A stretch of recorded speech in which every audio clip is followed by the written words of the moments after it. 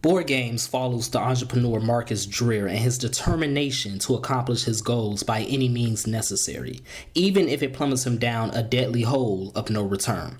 For all of my book lovers out there, Board Games is a simmering drama that boils into a gripping conclusion, and you can find Board Games 1 and 2 now on Amazon, and is written by yours truly, so you won't be disappointed.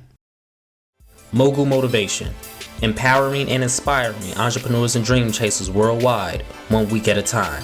Presented by True Stories Media, and I'm your host, Antoine Twiz Taylor.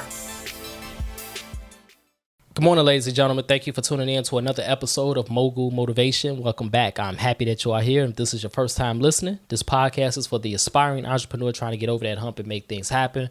This podcast is for anybody with a dream that wants to go forward and accomplish that dream. We need to start saying things with our chest. And what I mean by that is not your chest, but your chest. CHESS. I'm a good chess player. I love the game of chess. I'm not great, but I know how to play it. And, a couple of years ago on Netflix, they had the Queen's Gambit, and, it basically sparked an interest across the nation when it came to chess and all of those things. Here in Chicago in the summertime on 53rd Street and Lake Park and Hyde Park, you will see a slew of black men just playing games of chess, and you see the crowds there interested, invested in the games. Chess is a very great game, but what's so great about chess is your opponent never knows what you're going to do until you do it. Now, great chess players can predict what you will do, but for the most part, by and large, your opponent would never know what you're going to do because it's a series of moves that you can do with all the different pieces on the boards. It's different ways to win a game of chess. It's different ways to win in entrepreneurship. It's different ways to win in your career and in your life. There is not one way to skin a cat, ladies and gentlemen. Stop comparing yourself to people on social media. You see, we misuse and abuse social media as a means of validation.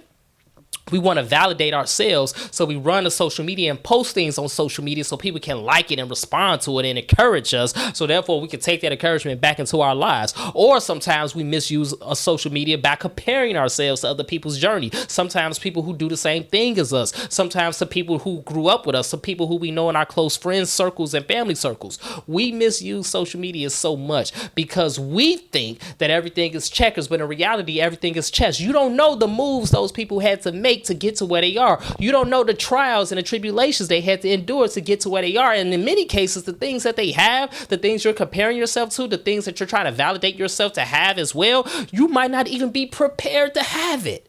You have to start saying things with your chest, ladies and gentlemen. What that means is you have to continue to do what you can physically do in your life to get to where you want to go. There is more than one way to win a game of chess. There is more than one way to get to where you want to be and accomplish your goals. Just because someone accomplished something by a certain age, just because they accomplished something in this way, does not mean you need to accomplish it in the same manner. Your journey is your journey. Their journey is their journey. Stop comparing yourself. Stop trying to validate yourself with false validation and false encouragement from people. Does that mean that all these people hate on you or do not like you? No. But what it does mean is social media, the internet, is still an augmented reality. The real encouragement comes from you. The real encouragement comes from the people around you telling you, I believe in you, I love you, I'm going to be here to support you. The real encouragement comes from the people that's really in your corner, and only you know who the people are that's really in your corner. And at the end of the day, like I said on a couple episodes ago, you have to love what you do. As long as you continue to love what you do,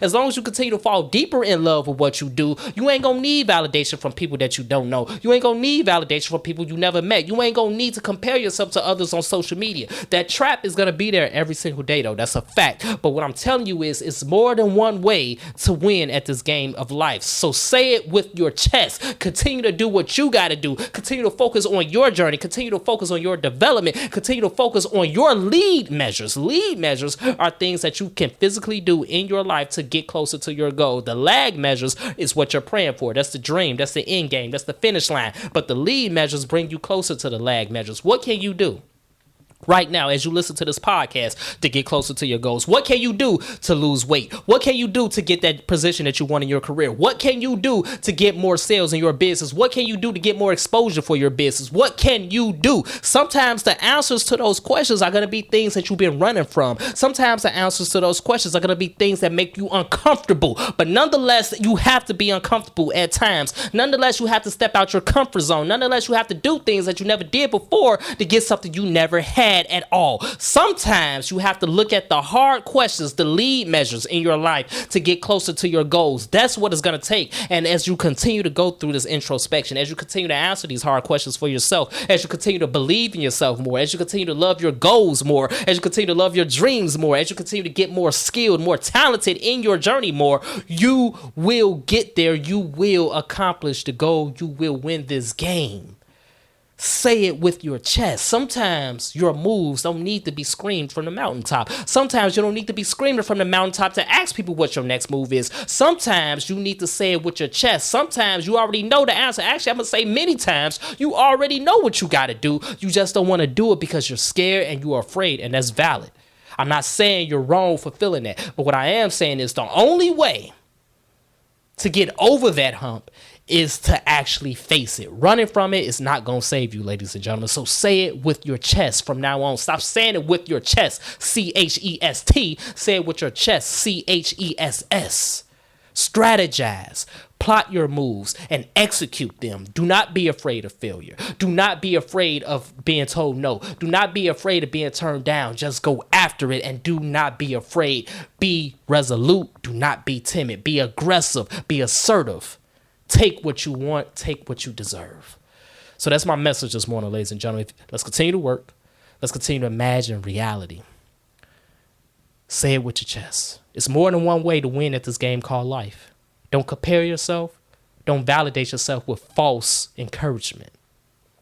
If this podcast has benefited you in any way, shape, or form, I ask for two things as always. Number one, leave a 5-star review.